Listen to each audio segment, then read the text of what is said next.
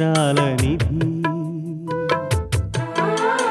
ఓ విధి విచిత్రాల నిధి వింత కథల సారథి ఆశ నిరాశల వారధి నిరంకుశ నిర్ణయాల నిర్దయవానిధి ఓ విధి విచిత్రాల నిధి ఓ విధి విచిత్రాల నిధి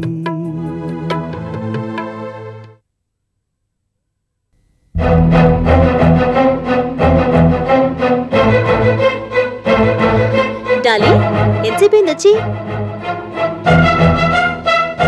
అలా గుమ్మం దగ్గర నిలబడిపోయావేంటి? లోపలికి రా. ఏమిటి, నా మీద కోపమా? లోపలికి రావా?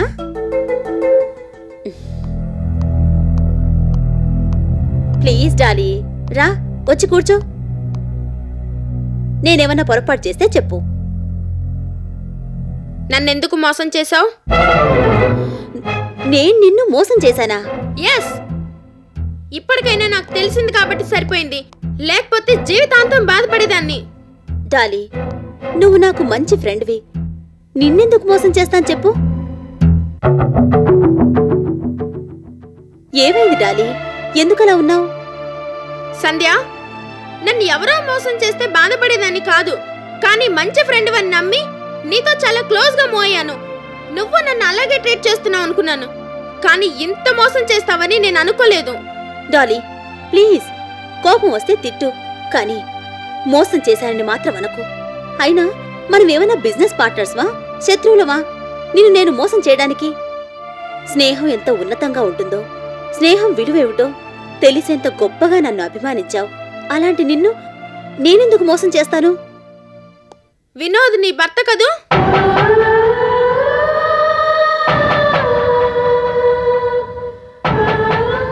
కాదు. పోనీ వినోద్ నువ్వు ప్రేమించావా? అవును. పెళ్లి చేసుకున్నావా? చేసుకున్నాను. కొన్నాళ్ల పాటు కాపురం కూడా చేశావా? చేశాను. కానీ ఆ ప్రేమలు అవి ఎప్పుడో పోయాయి. నా ప్రేమని విడాకుల్లో చుట్టి జాగ్రత్తగా దాచుకోమని తిరిగిచ్చేశాడు వినోద్. విడాకులంటూ ఇచ్చేశాక అతను నా భర్త ఎలా అవుతాడు? ఒకప్పుడు భర్తేమో కాని ఇప్పుడు అతనికి నాకు ఏ సంబంధమూ లేదు. దేశ జనాభాలో అతను ఒకడు, అంతే. ఓకే సంధ్య, అలాగే అనుకుందాం. కానీ నేను వినోద్ను పెళ్లి చేసుకోబోతున్నానని నీకు తెలుసు. అయినా ఈ విషయాలన్నీ నాకు చెప్పకపోవడం మోసం కాదా? నా దగ్గర ఎందుకు దాచావు? ఇదే నా ఫ్రెండ్షిప్. డాలీ, నేను కావాలని నీ దగ్గర ఏది దాచిపెట్టలేదు. ఇవన్నీ నీకు చెప్పకపోవడం వెనకాల వేరే ఉద్దేశం ఏమీ లేదు. మరెందుకు చెప్పలేదు? నువ్వింతగా అడుగుతున్నావు కాబట్టి చెప్తున్నాను. ప్రస్తుతం వినోద్ నాకేమీ కాడు, కాబట్టి అతని గురించి మాట్లాడే అవసరం నాకు లేదు. అది మొదటి కారణం. 2, నువ్వు పెళ్లి చేసుకోవాలనుకుంటున్న వినోద్ మీద చెడుగా చెప్పడం నాకిష్టం లేదు. నీకీ విషయాలన్నీ తెలిస్తే నాకు అన్యాయం జరిగిందని నువ్వు వినోద్ని పెళ్లి చేసుకోకపోవచ్చు. అది 3వ కారణం. ఇవన్నీ పక్కన పెడితే వినోద్ నాకు అన్యాయం చేశాడని నువ్వు నా మీద జాలిపడ్డం, సింపతి చూపెట్టడం నాకు నచ్చదు. నేను నీకు చెప్పకపోవడం వెనకాల ఇంత కథుంది. అంటే నేనిప్పుడు వినోద్ని పెళ్లి చేసుకున్నా నువ్వు బాధపడవా? మళ్ళీ మొదటికే వస్తున్నావు. వినోద్ నాకేమవుతాడని నేను బాధపడాలి? ప్రేమ కొందరికి ఆయాచితంగా వచ్చిన వరమైతే కొందరికి ఆజన్మాంతం వదలని శాపం. నేను నేర్చుకున్న పాఠం ఇదే. అందుకని నేనెంతమాత్రం బాధపడను. స్నేహితురాలిగా నేను నీకు చెప్పేదొకటే, వినోద్ నీకు నచ్చితే పెళ్లి చేసుకో. అంతేకాని నాకేదో అన్యాయం జరిగిందనుకుని అన్యాయం చేస్తున్నా అని మాత్రం మానేకు. అది కాదు సంధ్య. ఇంకీ విషయంలో నువ్వేం మాట్లాడకు. వచ్చిన దగ్గర నుంచి హాట్గా ఉన్నావు. సరదాగా బయటకెళ్ళి కూల్ డ్రింక్ తాగొద్దాం, పద.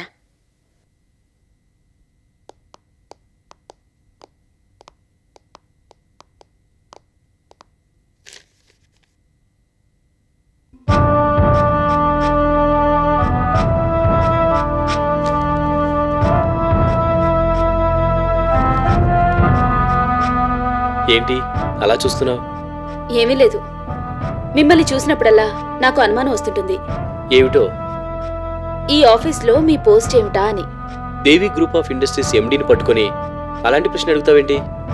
ఎప్పుడూ మీ అమ్మగారికి ఎదురుగా గుమస్తాలు కూర్చునే సీట్లో కూర్చుంటారు కదా, అంచేత మీరు అదే పోస్ట్లో ఉన్నారేమోనని అడిగాను, అంతే. ఎక్కడ కూర్చుంటే ఏంటి భార్గవి? అలా అయితే ఇక్కడెందుకు? వెళ్ళి వాళ్ళ మధ్యలోనే కూర్చోండి. ఏంటి పొద్దున్నే హాట్గా ఉన్నావు? లేకపోతే ఏమిటండి, దివాలా తీసిన కంపెనీల్లో కూడా ఎండీలకి సపరేట్ ఛాంబర్స్ ఉంటాయి. ఇలా మీ అమ్మగారి ముందు కూర్చుంటే మీ ఇండివిజువాలిటీ ఏమవుతుంది? మీకు విలువేముంటుంది? బయట నుంచి వచ్చిన వాళ్ళు మిమ్మల్ని కూడా ఏ గుమస్తాను అనుకుంటారు తప్ప ఎండీ అనుకోరు. అసలు ఇన్నాళ్ళు మీకు సపరేట్ ఛాంబర్ లేదంటే నాకు ఆశ్చర్యంగా ఉంది. మీ అమ్మగారికైనా ఈ ఆలోచన ఎందుకు రాలేదో నాకు అర్థం కావడం లేదు. సపరేట్ ఛాంబర్ అవసరమే ఉంది భార్గవి. స్టాఫ్ కానీ బిజినెస్ పని మీద వచ్చిన వాళ్ళు కానీ నాతోనో మా అమ్మతోనో మాట్లాడాలి. ఏ నిర్ణయం తీసుకున్నా ఇద్దరం కలిసే తీసుకుంటాం. ఇద్దరం ఒకే దగ్గర ఉంటే మంచిది కదా. ఇంకెవరైనా మీతో పర్సనల్ గా మాట్లాడాలంటే? ఆఫీస్లో పర్సనల్ విషయాలు ఎవరితో మాట్లాడతాం? నాతోనే మాట్లాడాలనుకోండి. మాట్లాడుతూనే ఉన్నాంగా. ఇలాగే పొడి పొడిగా భయంగా మాట్లాడుకోవడమేనా? మనిద్దరి మధ్య కూడా ఆఫీస్ విషయాలు తప్ప పర్సనల్ విషయాలుండవా? ఎందుకుండవు? మరి మాట్లాడుకోవడానికి మనకి ప్రైవసీ ఏది?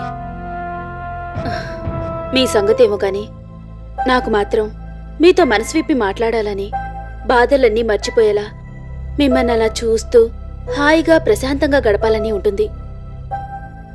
నిజమే భార్గవి, నాకు ఈ ఆలోచనే రాలేదు.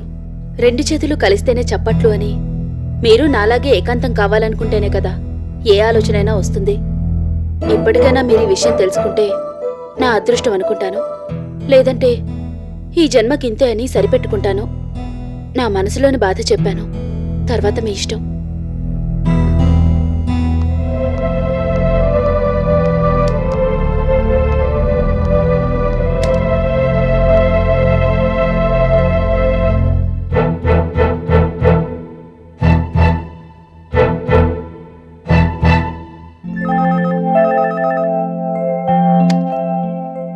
హలో కుసుమా, ఎక్కడి నుంచి?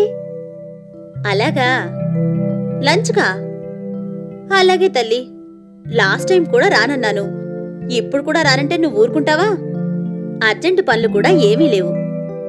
ఏంటి, నువ్వు కాలేజ్ నుంచి డైరెక్ట్గా వచ్చేస్తావా? కార్తీక్ని నా దగ్గరికి పంపిస్తున్నావా? తప్పించుకుంటానని డౌటా? ఓకే, అలాగే. రెస్టారెంట్లో కలుద్దాం. ఉంటాను.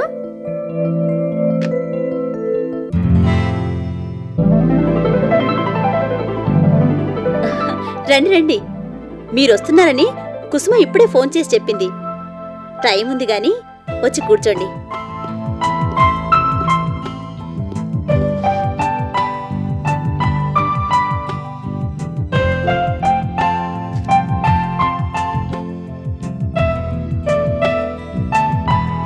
ఏమిటి కామ్గా కూర్చున్నారు? జోకుల స్టాక్ అయిపోయిందా? మిమ్మల్ని చూస్తే నాకు ఈర్ష్యగా ఉందండి, అందుకని ఏదీ గుర్తుకు రావటం లేదు. అదేంటి, లాస్ట్ టైం వచ్చినప్పుడు బాగానే ఉన్నారు, ఇంతలో ఏమైంది మీకు? ఏమవడమేంటండి, ఇంత చిన్న వయసులోనే ఎంతో అనుభవం ఉన్నట్టు అటు బిజినెస్ వ్యవహారాలు ఇటు ట్రస్ట్ పనులు ఒంటి చేతో సక్సెస్ఫుల్ గా చేస్తున్నారు. అదంత ఈజీ కాదు. ఒక పక్క ఇవన్నీ చూస్తూనే ఉంటారు, మరో పక్క మాతో సరదాగా స్పెండ్ చేస్తూనే ఉంటారు. ఎంత బిజీగా ఉన్నా మీలో కోపం, చిరాకు, టెన్షన్ ఉండవని కుసుమ చెప్తూ ఉంటుంది. ఇవన్నీ ఎలా మేనేజ్ చేయగలుగుతున్నారు? దీనికి ఏదైనా ఫార్ములా ఉందా? మళ్ళీ ఇంటర్వ్యూ మొదలు పెట్టారా? అబ్బే అదేం లేదండి, నేను సీరియస్ గానే అడుగుతున్నాను. ఆ ఫార్ములా ఏదో తెలిస్తే నేను ఫాలో అవుదామని. టైం మేనేజ్ చేయడం తెలిస్తే ఎన్ని పనులైనా చేయొచ్చు, హ్యాపీగా ఉండొచ్చు. మరో గంటలో మనం ఏం చేస్తామో ఎక్కడుంటామో చెప్పలేము. కానీ కొందరు నెక్స్ట్ ఇయర్ ఈ టైంకి ఎక్కడుంటారో ఏం చేస్తుంటారో కూడా చెప్పగలరు. అంత చక్కగా ప్లాన్ చేసుకుంటారు. అలాంటి వాళ్ళని ఇన్స్పిరేషన్గా తీసుకుని టైం గనక కరెక్ట్గా మేనేజ్ చేయగలిగితే మనం ఎన్ని వండర్స్ అయినా చేయొచ్చు. ఏవైనా మీరు గ్రేట్ సంధ్య. ఏం చెప్పినా పద్ధతిగా చెప్తారు, ఏం చేసినా పద్ధతిగా చేస్తారు. అఫ్ కోర్స్ తిట్టినా పద్ధతిగానే తిడతారనుకో. అందుకే మీరంటే నాకు ఇష్టం.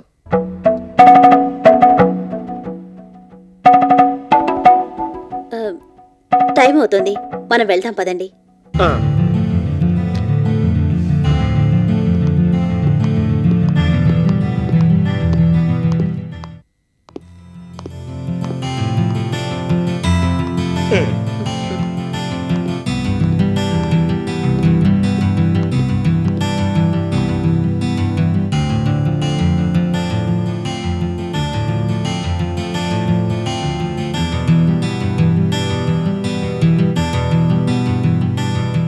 ఇంకా రాలేదేంటి?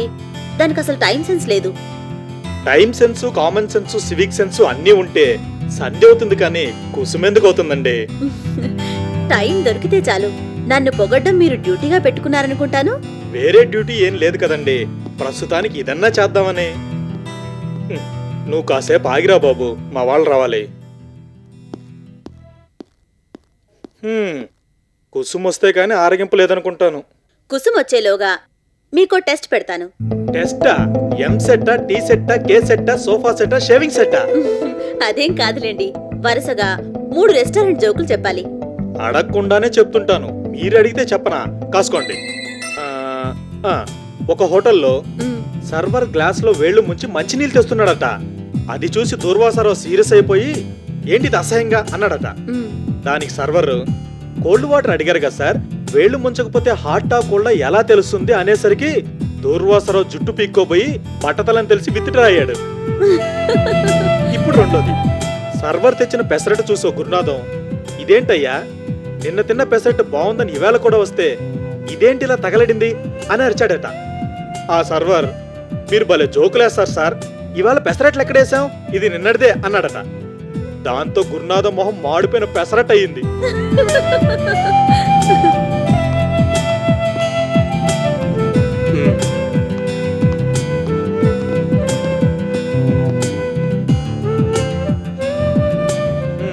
ఓకే, నౌ ముచ్చటగా మూడోది. ఒక హడావిడి రావు కాఫీలో ఈగ ఉండడం చూసి సర్వర్ని చెడామడా తిట్టేశాడట. దాంతో తిక్కరేగిన సర్వర్ కోపంతో మండిపోయి, మీరిచ్చే బోడి 4 రూపాయలకి ఏనుగు లెక్క సప్లై చేస్తాను సార్, ఇవాళకి ఈగతోనే అడ్జస్ట్ అవ్వండి అనేసి వెళ్ళిపోయాట. ఈ తప్పు నాదా ఈగదా అని మనవాడు ఆలోచిస్తూ ఉండిపోయాడు.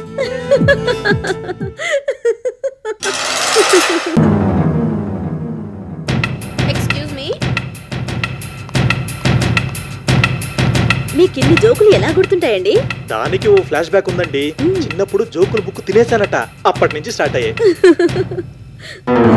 మీరిన్ని చెప్తారు కదా, మీ శ్రీవారి గురించి చెప్పరే? మీరు అడిగితే కదా చెప్పడానికి. అదేంటండి, ఆడవాళ్ళు అడక్కపోయినా మా ఆయన ఇలాగా అలాగా అని భర్తల గురించి తెగ చెప్తుంటారు. చెప్పడానికి మంచో చెడో ఏదో క్వాలిఫికేషన్ ఉండాలి కదా. అలాంటి వాణ్ణి ఎలా ప్రేమించారండి బాబు? ప్రేమ గుడ్డిది అంటారు కదా, దానికి నేనే ఉదాహరణ. ఇంతకీ మీ లవ్ 1 వే ట్రాఫికా 2 వే ట్రాఫికా? 2 వేతో స్టార్ట్ అయి 1 వే దగ్గర ఆగిపోయింది. ఇంతకీ ఆయన ఏం చేస్తుంటారు? మీరు రోబోట్ గురించి విన్నారు కదా? విన్నాను. ఆయన అంతే, వాళ్ళ గ్రాని చేతిలో రిమోట్ ఉంటుంది. ఆవిడెలా కదలమంటే అలా కదులుతాడు, రిమోట్ ఆఫ్ అయితే ఆగిపోతాడు. అంత ఇండివిజువాలిటీ లేని మనిషి మీకెక్కడ దొరికారండి బాబు? ఏం చేస్తాం, మార్కెట్లో మంచి సరుకు లేనప్పుడు చచ్చులో పుచ్చులో కొనుక్కొస్తాం కదా, ఇది అలాగే. అలాంటి వారిని విడాకులు ఇచ్చే వరకు ఎలా భరించారు? ముందు మీరే వదిలేయాల్సింది. మనసనేది ఒకటి ఉంటుంది కదండి, అది లేని వాళ్ళు మూర్ఖులు తప్ప అలాంటి నిర్ణయాలు తీసుకోరు.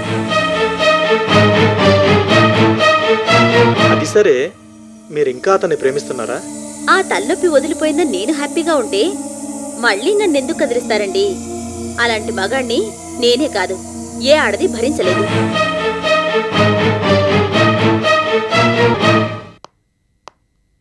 Hi Sandhya. Hi Danny, how are you? Fine, thank you. ఏమిటి సంగతులు? వస్తున్నానుండు. వినోద్ రా, ఒకరి మొహం ఒకరు చూసుకుంటూ మనం ఎందుకు ఇక్కడ సంజయ్ దగ్గర కూర్చుందాం, పద. ఇక్కడ బాగానే ఉంది కదా. అక్కడ ఇంకా బాగుంటుంది, మంచి కంపెనీ దొరికింది, పద రా.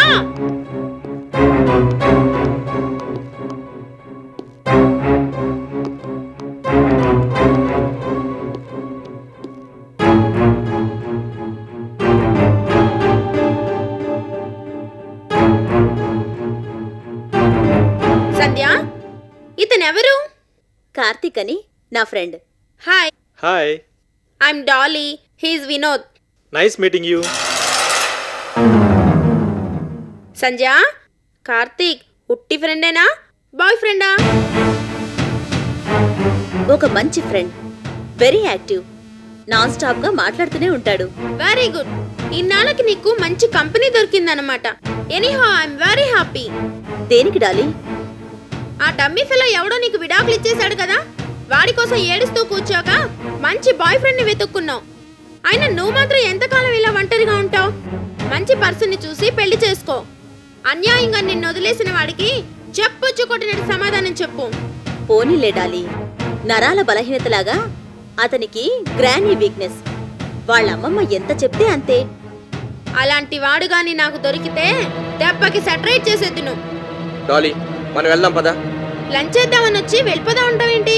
చాలు, కడుపు నిండింది పదా. నాకు మాత్రం ఆకలిస్తుంది బాబు. ఇంకెక్కడికైనా వెళ్దాం పదా. మంచి కంపెనీ వదిలేసి ఎక్కడికి వెళ్ళినావు? డాలీ, నువ్వు వస్తావా రావా? రాను రాను, నీకు ఇష్టం లేకపోతే పో.